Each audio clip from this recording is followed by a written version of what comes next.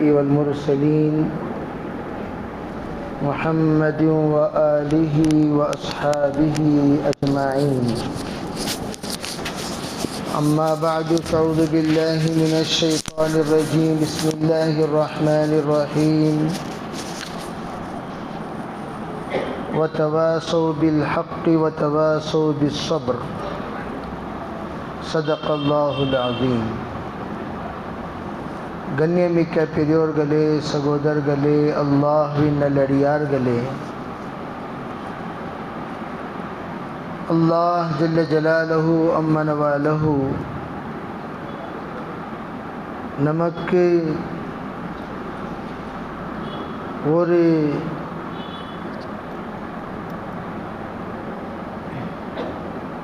அழகான சந்தர்ப்பத்தை கொடுத்து நிரந்தரமான மறுமை நாளைக்காக உழைப்பு செய்வதற்காக வாய்ப்பு கொடுத்துள்ளான். இந்த வாய்ப்பு இருக்கின்றதே தயாரிப்புக்காக கொடுத்த வாய்ப்பு, நமக்கு வரக்கூடிய நிரந்தரமான வாழ்க்கையுடைய தயாரிப்புக்காக கொடுத்த வாய்ப்பு.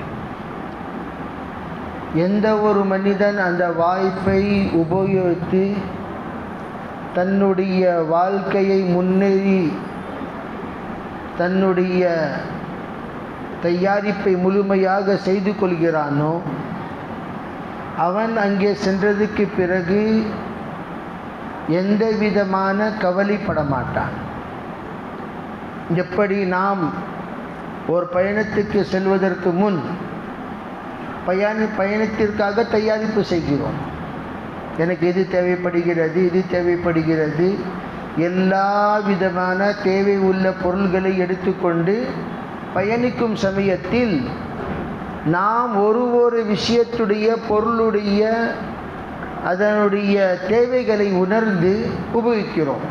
ரொம்ப நல்லதாச்சு நான் இது வச்சது, ரொம்ப நல்லதாச்சு நான் இது வச்சது, ரொம்ப நல்லதாச்சு என் மனைவி இது கொடுத்தாங்க அப்படின்னு ஒரு பொருளுடைய அதனுடைய தேவைகளை நாம் உணர்கிறோம்.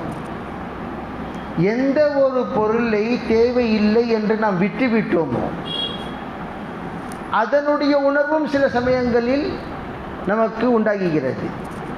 அது எடுத்துகிட்டு வந்தால் நல்லா இருந்திருக்கோமே, அந்த பொருளை ஏன் நான் விட்டு வந்தேன். அதே மாதிரி நபிகள் நாயகம் ஸல்லல்லாஹு அலைஹி வஸல்லம் ஹஜ்ரத் ஆயிஷாவிடம் சொன்னார்கள், லா தஹ்கிரன்ன மஅரூஃபன் அபதன். ஆயிஷா, எந்த விதமான நன்மையை நீ லேசாக நினைத்து கொள்ளாதே. இந்த நன்மை ரொம்ப லேசான நன்மை, தேவையில்லாத நன்மை, இது செய்யணும்னு அவசியமா, செய்யலான்னு சொன்னா கூட செல்லும் அப்படின்னு நினச்சிக்காத. ஏன்னு சொன்னால் மறுமை நாளில் எந்த நன்மையை நாம் தேவையில்லை என்று விட்டுவிட்டோமோ அந்த நன்மையுடைய தேவைப்படும். ஆனால் அந்த நன்மை நான் செஞ்சது நல்லா இருந்திருக்கோமே, இந்த சமயத்தில் கண்டிப்பாக அந்த நன்மை எனக்கு தேவைப்பட்டிருக்கோம், உபயோகிச்சிருக்கோம், எனக்கு வேலை பெரிய எனக்கு அல்லாஹ் கிட்ட தர்ஜாவை கொடுத்துருக்கோம், என்னுடைய மக்ஃபிரத்துக்காக அல்லாஹ் தஆலா அதை சபபாக உண்டாக்கியிருப்பான் என்று நாம் உணரக்கூடியவர்களாக ஆகிவிடுவோம். தீன் என்றால் என்ன? எந்த நன்மையையும் நாம் இலக்காரமாக நினைக்கக்கூடாது.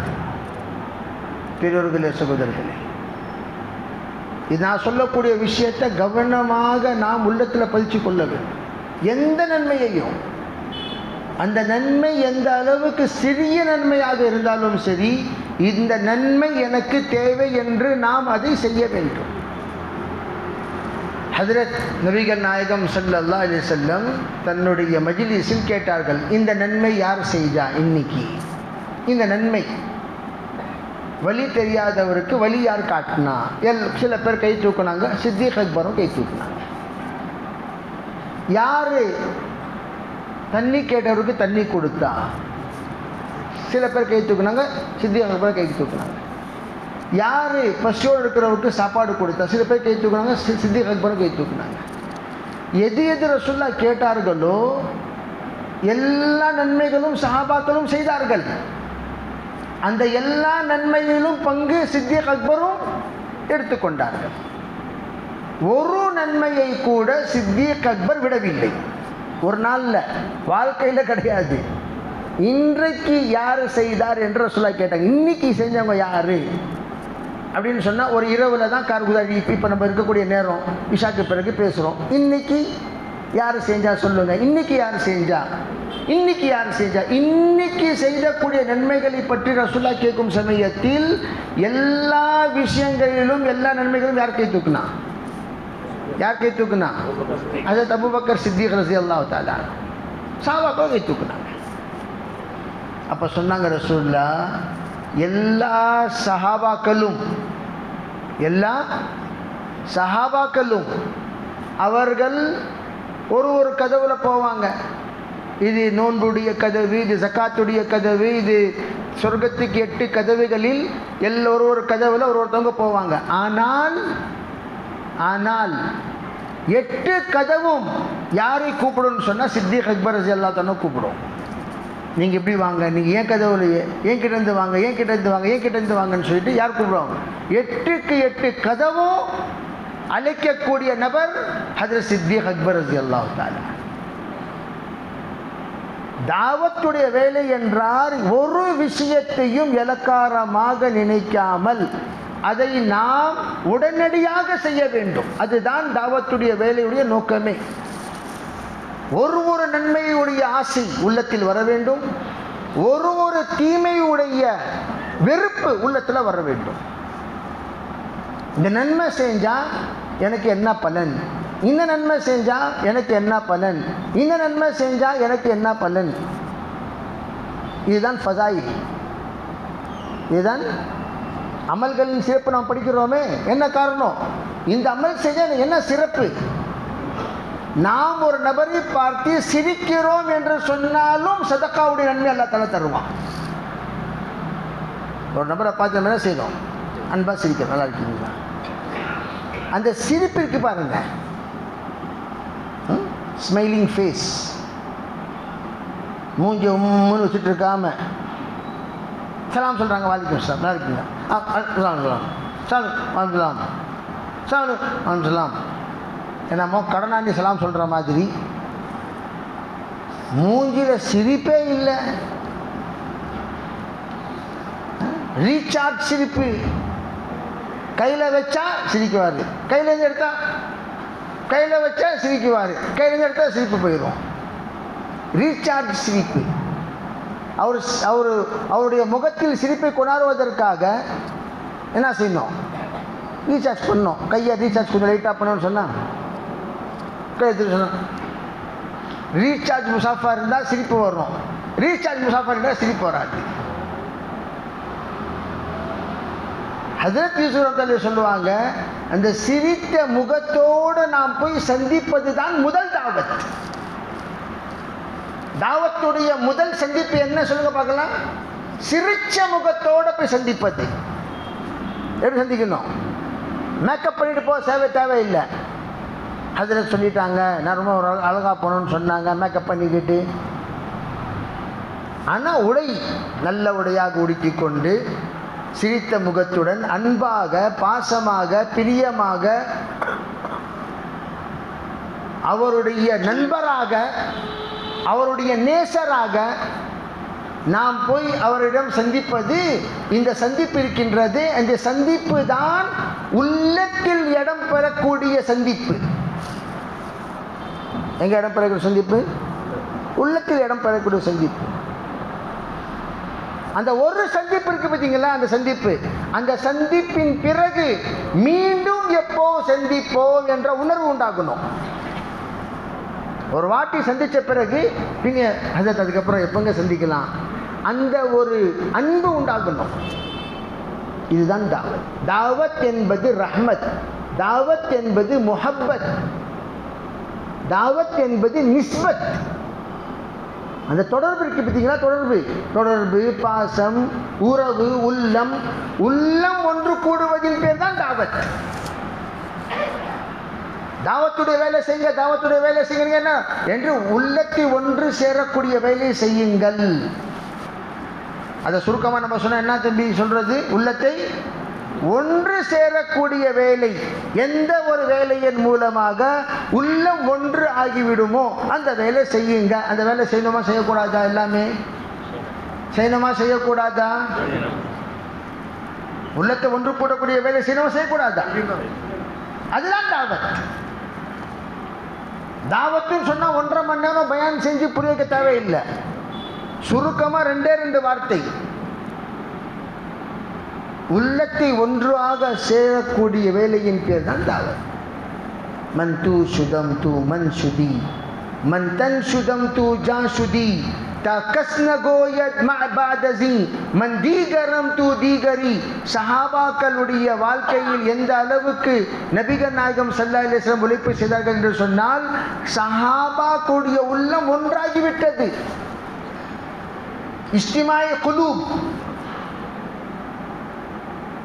கருத்து வேறுபாடு சஹாபாக்கள்ல ரசூலுல்லாஹ் சொல்லிட்டாங்கன்னு சொன்னா சொல்லிட்டாங்க, முடிஞ்சிச்சு. ரசூலுல்லாஹ் சொல்லிட்டாங்கன்னு சொன்னா முடிஞ்சிச்சு. அந்த மாதிரி ஒற்றுமை, அந்த ஒற்றுமையை உண்டாக்கணும். அந்த ஒற்றுமை உண்டாக்குவதற்காக தான் தாவத். அந்த தாவத்துடைய முதல் வார்த்தை தான் சலாம். அஃபலா அதுல்லுக்கும் தஹாபப்து பைனக்கும். நான் உங்களுக்கு ஒரு விஷயம் என்ன சொல்ல வேண்டும் என்று விரும்புகிறேன். எந்த ஒரு விஷயத்தின் மீது நீங்கள் அமல் செய்தீர்கள் என்று சொன்னால், நீங்கள் ஒருவருக்கு ஒருவர் நேசக்கூடியவர்களாக மாறிவிடுவீர்கள். நேசர்களாக, நேசிக்கக்கூடியவர்களாக மாறிவிடுவீர்கள், ஆகிவிடுவீர்கள். செய்யலாமா இன்ஷா அல்லாஹ்? அது என்னன்னு சொன்னால் சலாம்.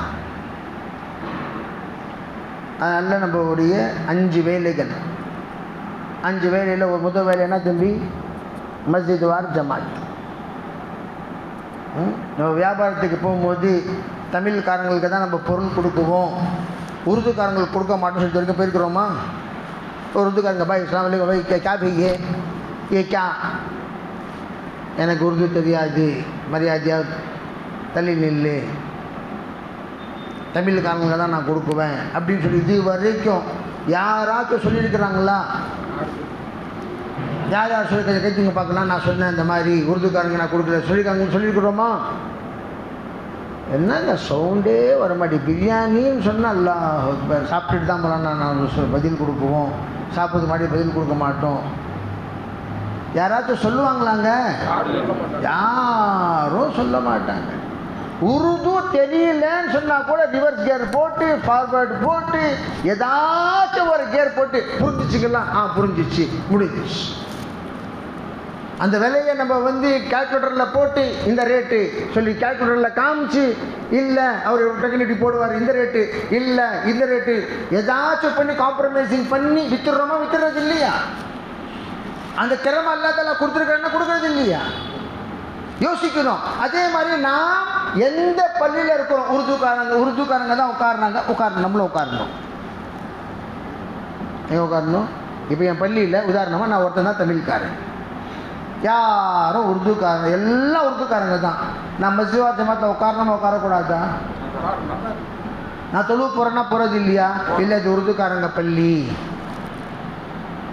இமாம் சாப் உருதுக்காரு, மோதன் சாப் உருதுக்கார் சொல்ல பள்ளியில் தொழுவாமல் இருக்கிறோமா? அதே மாதிரி மஸ்ஜித் வார் ஜமாத்தும் எல்லாம் நம்ம சாட்டிங்க தான். பேச பேச பேச பேச உருது வந்துடும் இன்ஷா அல்லாஹ். பேசலாமா இன்ஷா அல்லாஹ்? அவங்க கேட்பாங்க. பெங்களூரில் தமிழ் தெரியாதவங்க யாருமே இல்லை. கேட்பாங்க, என்ன பாய் நீங்கள் சொல்லுங்கள் பாய், முலாக்காத்துக்கு போனீங்களா? பாய் நீங்கள் சொல்லுங்கள் பாய், முலாக்காத்துக்கு போனீங்களா? அவர் சொல்லுவார், போனேன். அல்ஹம்துலில்லாஹ். இங்கே ஒரு மரியாதை கொடுக்கக்கூடியவர்கள் நபர்கள்.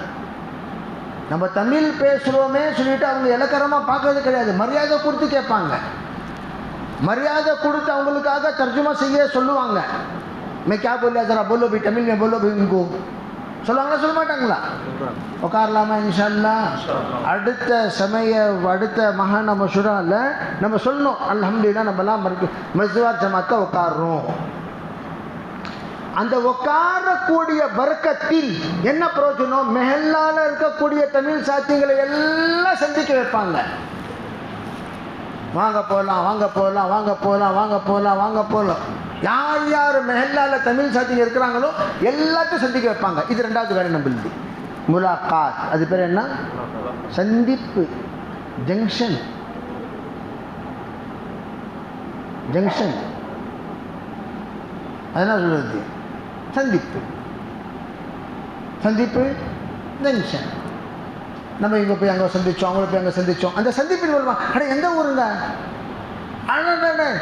நாங்களும் அந்த ஊர் தான். அந்த ஒரு தொடர்பு, மொழி தொடர்பு, நாட்டு தொடர்பு. அதன் மூலமாக எத்தனையோ பேர். ஒருத்தர் சொன்னார், 14 வருஷமா நான் இந்த ஆள்கிட்ட வியாபாரம் செய்கிறேன், இவர் முஸ்லீம் சொல்லிட்டு எனக்கு தெரியாது. 14 வருஷமா, ஒரு நாள் 2 நாள் 3 நாள் கேட்டு 14 வருஷமா. ஒரு தடவை நான் கேட்டேன், என்னப்பா நான் வந்து நேற்று வருஷம் நீ வரவே இல்லையே அப்படின்னு சொன்னேன். இல்லை நான் பெருநாளுக்கு போயிட்டேன், ஊருக்கு போயிட்டேன். பெருநாளுக்கு நீ ஊருக்கு போனேன்? இல்லை நான் ரம்ஜானுடைய பெருநாளுக்கு ஊருக்கு போனேன். அன்னைக்கு தான் தெரியும் இவர் வந்து முஸ்லீம் சொல்லிட்டு. ஏன்னு சொன்னால் நம்ம ஆளுங்க இருந்து கூட வாழ்க்கையில் ஒரு சலாம் சொன்னது கிடையாது. அவரும் சலாம் சொல்லல, இவரும் சலாம் சொல்லல. சந்திக்கலாமா இன்ஷா அல்லாஹ்? தெருவாக போய் சந்திக்கணும். எவ்வளோ அல்லாஹ்வுடைய கிருபை, எல்லாத்துக்கிட்டையும் வண்டி இருக்குது. சின்ன வண்டியோ பெரிய வண்டியோ இருக்குதா இல்லையா? அந்த வண்டியில் உட்கார வச்சுக்கிட்டோமா, கரன்னு கிளம்புனோமா, காலங்காத்தால் அவரை சந்தித்தோம், இவரை சந்தித்தோம், இவரை சந்தித்தோம், அவரை சந்தித்தோம். சந்திச்சுக்கிட்டே இருக்கணும். நான் சொன்னேனே 15 நிமிஷம் கொடுங்க, ஒரு ஆளை சந்திச்சு வந்திருக்க முடிஞ்சு.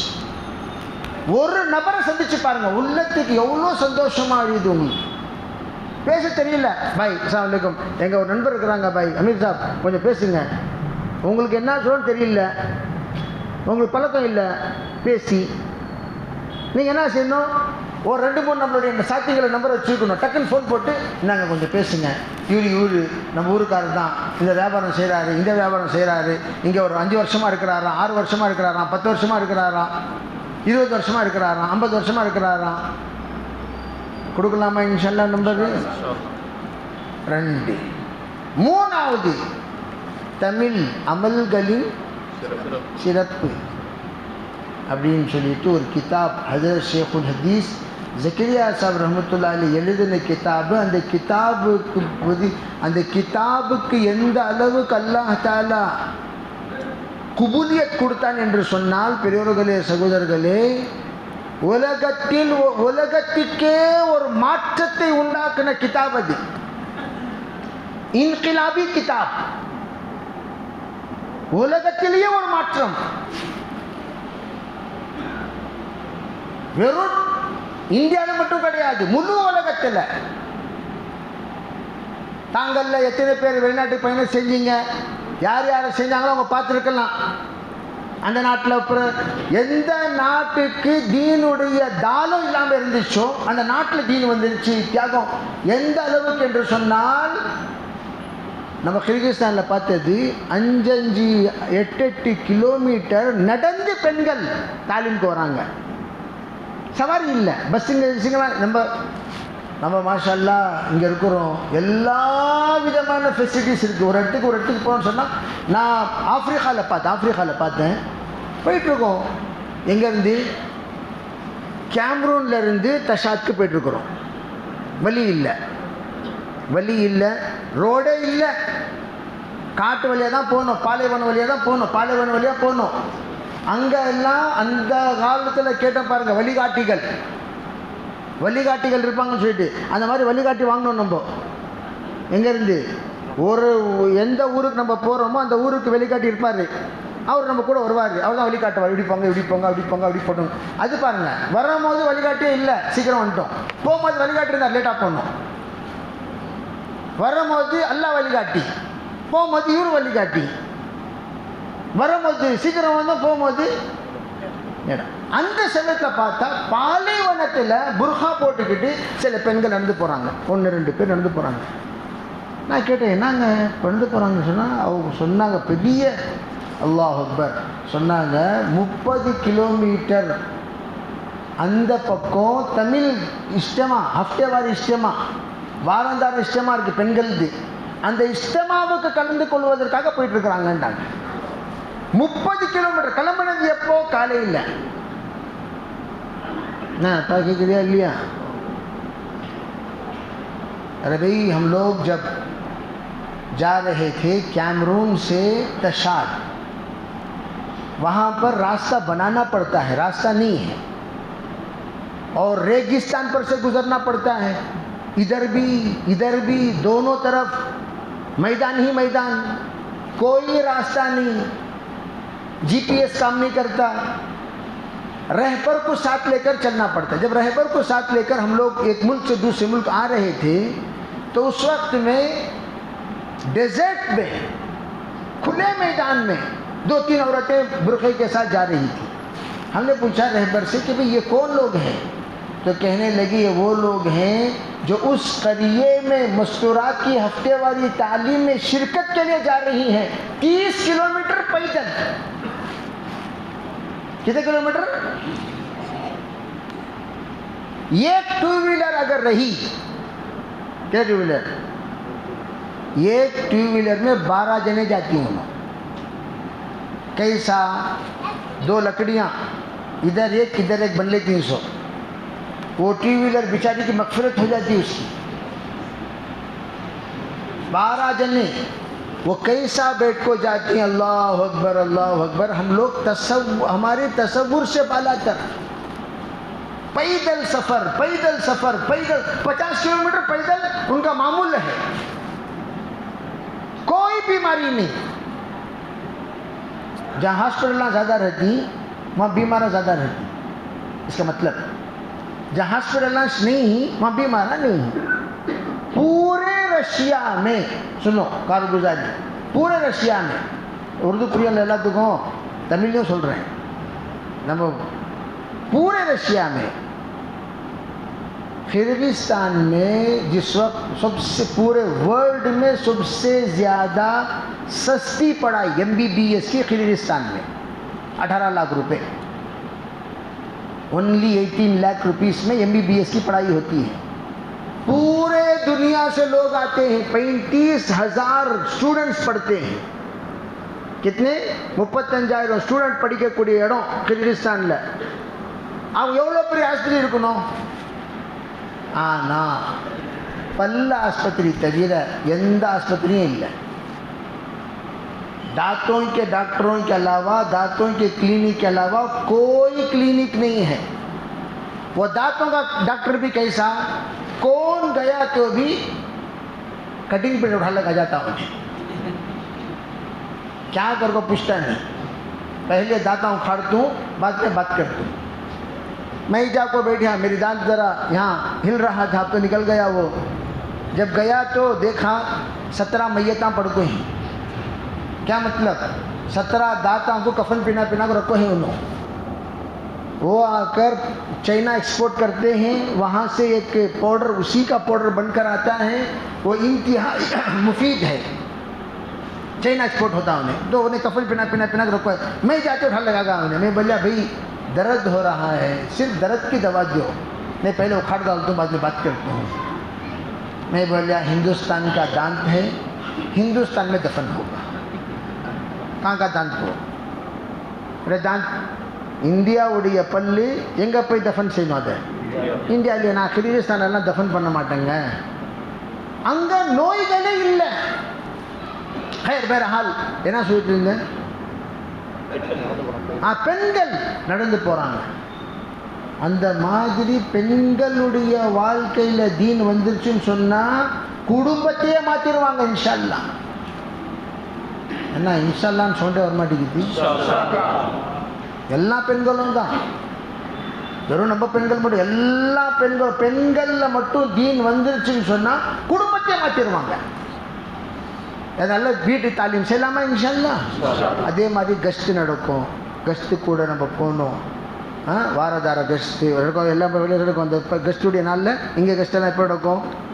திங்கக்கிழமை இங்கே நடக்குது. வேறு எங்கெங்கே கஸ்ட்டு இருக்காங்கலாம் கஸ்ட்டை போங்க. அதே மாதிரி 3 நாள் மாசத்துல ஒரு 3 நாள் அல்லாஹ்வுடைய பாதையில் போகிறதுக்காக தர்த்தீப் செய்யுங்க. செய்யலாமா இன்ஷா அல்லாஹ்? அல்லாஹ் லேசாக்குவாங்க. துருது ஷரீஃப் படிங்க. அடுத்த ஜோடு சொல்லுங்க பார்க்கலாம். சொல்லுங்க. அடுத்த ஜோடி எங்கே வைக்கலாம்? டிசம்பர் 12ஆம் தேதி வெள்ளிக்கிழமை 2வது